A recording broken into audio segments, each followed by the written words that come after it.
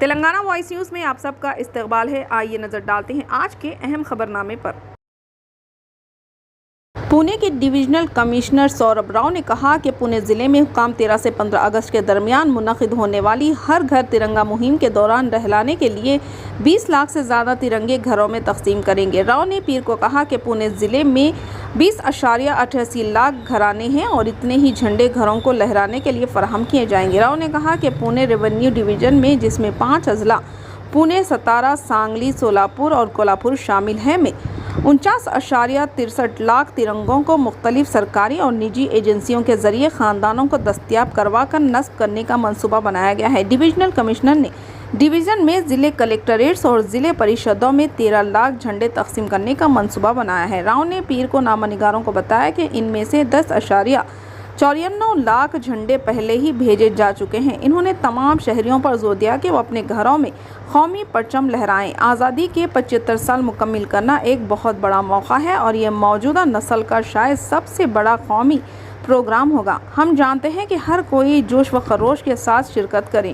راؤ نے کہا کہ بلدیاتی ادارے جیسے میونسپل کارپوریشن اور کونسلر مطلوبہ تعداد میں ترنگے ٹینڈروں کے ذریعے خرید رہے ہیں۔ گرام پنچایتیں اپنے فنڈز خرچے کر کے جھنڈے خرید رہی ہے۔ مرکزی وزارت داخلہ نے تمام ہائی کورٹس پر زور دیا ہے کہ وہ انسانی اسمگلنگ پر بات چیت کریں تاکہ عدالتی افسران کو اس جرم کے بارے میں آگاہ کیا جا سکے، کیونکہ متاثرین اکثر جسم فروشی، جبری شادیوں اور اعضاء کی تجارت سمیت انتہائی مشکلات کا سامنا کرتے ہیں۔ تمام ہائی کورٹس کے رجسٹرار جنرل سے ایک مواصلت میں وزیر داخلہ نے یہ بھی کہا کہ انسانی اسمگلنگ کے قومی اور بین الاقوامی اثرات ہیں۔ وزارت نے کہا کہ وہ ملک میں کہیں بھی منعقد ہونے والی ہر عدالتی بات چیت پر 2 لاکھ روپے تک کی مالی مدد فراہم کرے گی۔ وزارت داخلہ نے عالمگیریت کے نتیجے میں بہتر موقع کی تلاش میں لوگوں کی نقل و حرکت میں اضافہ ہوا ہے، جس کی وجہ سے وہ اکثر اسمگلنگ کا شکار ہو جاتے ہیں اور بے ایمان عناصر کے ذریعے ان کے استحصال کا باعث بنتے ہیں۔ انہوں نے کہا کہ اس طرح کا استحصال کئی شکلوں میں ہو سکتا ہے، جیسے کہ مزدوری، جسم فروشی، جبری شادیاں، گھریلو غلامی، بھیک مانگنا، اعضاء کی تجارت، منشیات کی ترسیل، ہتھیاروں کی اسمگلنگ وغیرہ۔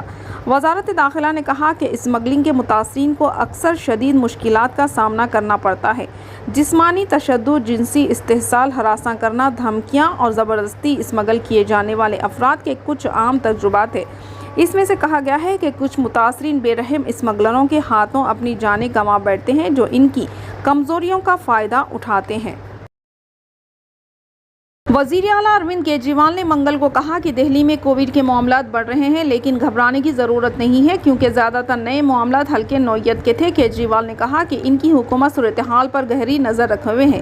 وزیر اعلیٰ نے یہاں نامہ نگاروں کو بتایا، کووڈ کیسز بڑھ رہے ہیں، ہم اس پر نظر رکھے ہوئے ہیں اور جو بھی اقدامات کی ضرورت ہوگی وہ اٹھائے جائیں گے، لیکن زیادہ تر معاملات ہلکے ہیں اور گھبرانے کی ضرورت نہیں ہے۔ محکمہ صحت کے اعداد و شمار کے مطابق دہلی میں 7 اگست کو 1372 نئے کووڈ انفیکشن اور 6 اموات کی اطلاع ملی، کیونکہ کیسز کی مثبت شرح بڑھ کر 17.85% ہو گئی، جو 21 جنوری کے بعد سب سے زیادہ ہے۔ 21 جنوری کو مثبت کی شرح 18.4% تھی۔ دہلی میں اتوار کو 2423 کووڈ کیسز رپورٹ ہوئے، جن کی مثبت شرح 14.97% اور 2 اموات ہوئی۔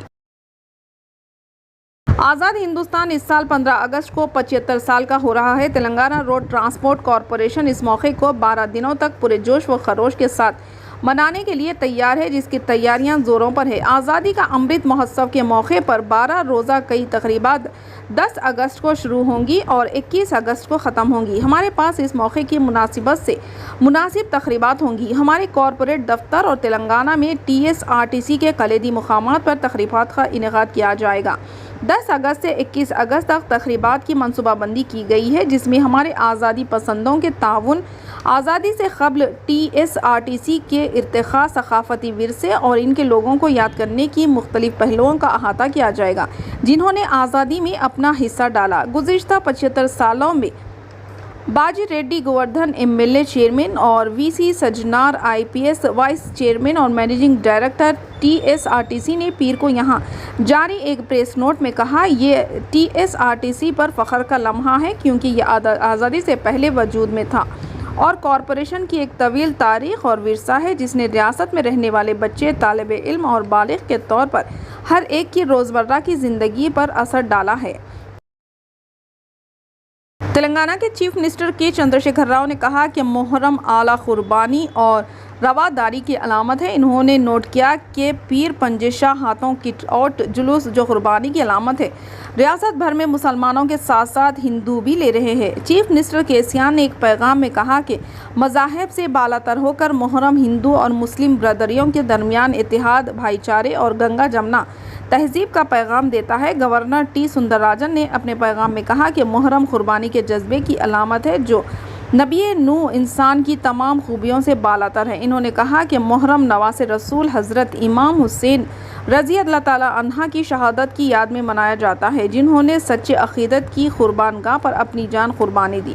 محرم کا حقیقی مفہوم احسان اور قربانی کا ذکر ہے۔ آئیے ہم محرم کے جذبے کی تقلید کریں جو انسانیت پرستی کو مجسم کرتی ہے، جو اسلام میں مرکزی حیثیت رکھتی ہے۔ انہوں نے مزید کہا کہ محرم کی قربانی، امن اور انصاف کے نظریات ہمیں متاثر کرتے رہیں گے۔ فرید آباد پولیس نے اتوار کے روز ایک گینگ کے 9 ارکان کو گرفتار کر لیا جنہوں نے ملک بھر میں 100 سے زیادہ لوگوں کو ایک نجی ایئر لائن میں ملازمت فراہم کرنے کے بہانے دھوکہ دیا ہے۔ پولیس نے بتایا کہ ملزمان کو دہلی اور NCR کے مختلف علاقوں سے گرفتار کیا گیا ہے۔ پولیس نے بتایا کہ اب تک 18 کیسوں کی شناخت ہو چکی ہے۔ پولیس نے ان کے قبضے سے 3.22 لاکھ روپے، 13 سم کارڈ، 12 موبائل فون اور لیپ ٹاپ برآمد کر لیے۔ برآمد کیے گئے سم کارڈ متاثرین سے دھوکہ دہی کے بعد مختلف ATM سے کیش نکالنے کے لیے استعمال کیے گئے۔ Basant Kumar station house officer NIT cyber crime police station Farid آباد کے مطابق گرفتار افراد اپنی کارروائیوں کو انجام دینے کے لیے دہلی دوارکا علاقے میں ایک فرضی کال سینٹر چلاتے تھے۔ فی الحال کے لیے اس خبر نامے میں بس اتنا ہی۔ دیکھنے کے لیے آپ کا بہت بہت شکریہ۔ اگر آپ نئے ہیں اس چینل پر تو سبسکرائب ضرور کر لیں اور بیل آئیکن کو دبا لیں تاکہ ہماری ہر خبر آپ تک پہلے ملے۔